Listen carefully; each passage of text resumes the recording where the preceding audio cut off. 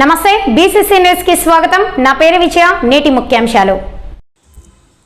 సమతా సైనిక్ దళ్ దళిత సంఘాల పోరాటమే ఫలితమే కోడికత్తి సీను విడుదల హర్షం వ్యక్తం చేసిన సమతా సైనిక్ దళ్ రాయలసీమ అధ్యక్షులు సి రంగయ్య।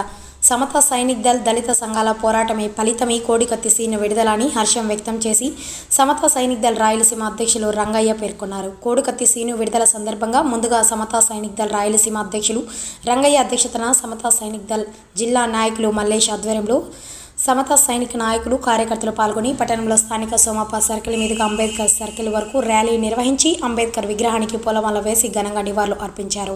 ఈ సందర్భంగా వారు మాట్లాడుతూ 5.5 సంవత్సరాలుగా చేయని నేరానికి శిక్ష అనుభవిస్తూ జైల్లో మగ్గిపోతున్న కోడికత్తి సీను ఇవాళ బిఆర్ అంబేద్కర్ రచించిన రాజ్యాంగ స్ఫూర్తితోనే సమతా సేవాదళ్ సైనిక్ దళ్ ఆధ్వర్యంలో దళిత సంఘాల సమన్వయ పోరాట ఫలితంగా బయటికి రావడం చాలా సంతోషంగా ఉందన్నారు। కోడికత్తి సీను కేసులో సీఎం జగన్మోహన్ రెడ్డి కోర్టుకు వచ్చి సాక్ష్యం చెప్పడానికి కూడా రాలేకపోయారని విమర్శించారు। అయినా సమతా సైనిక్ దళ్ దళిత సంఘాల సమన్వయ ఆధ్వర్యంలో రిలే నిరాహార దీక్షలు చేపట్టడంతోనే కోడికత్తి సీను బయటకు వచ్చాడని తెలిపారు। నా ఎస్టీ, నా బీసీ, నా మైనార్టీలో అంటున్న సీఎం జగన్మోహన్ రెడ్డి దళిత సీను కనపడలేదా అని సూటిగా ప్రశ్నించారు। ఇదంతా కపట నాటకమని రాబోయే ఎన్నికల్లో దళిత సత్తా చూపిస్తామని హెచ్చరించారు। ఈ కార్యక్రమంలో రోజోలప్ప, చిన్న రంగన్న, కడిమెట్ల సీను, పరమేష్, నల్లన్న, బలరాం, రాముడు, నరసప్ప, నరసింహులు, మల్లేష్, మల్లి, నాగరాజు, రమేష్ తదితరులు పాల్గొన్నారు। ఉద్యమాల తీవ్రతను పెంచాలని చెప్పేసి మేము మొన్న ఢిల్లీకి వెళ్ళడం జరిగింది। ఆంధ్ర భవన్లో బాబాసాహెబ్ అంబేద్కర్ గారి విగ్రహం దగ్గర నిరసన కార్యక్రమాన్ని కూర్చున్న తర్వాత మాకు హైకోర్టు నుంచి మా లాయర్ గారు ఫోన్ చేశారు, కోడికత్తి సీను గారికి బెయిల్ వచ్చిందని।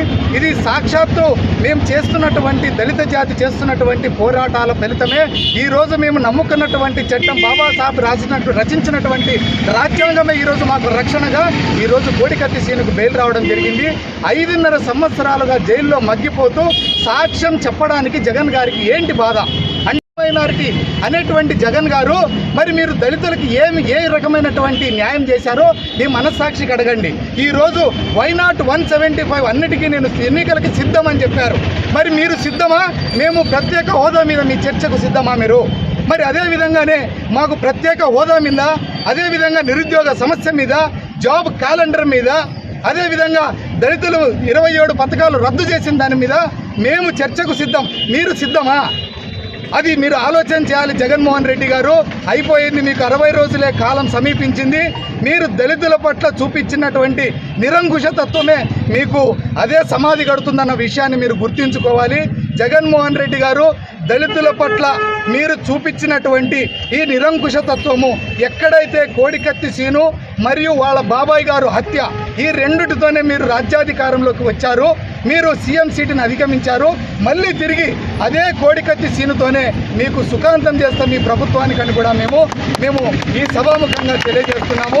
ఈరోజు కోడికత్తి సీనుకి బెయిల్ రావడము చాలా ఆనందకరము।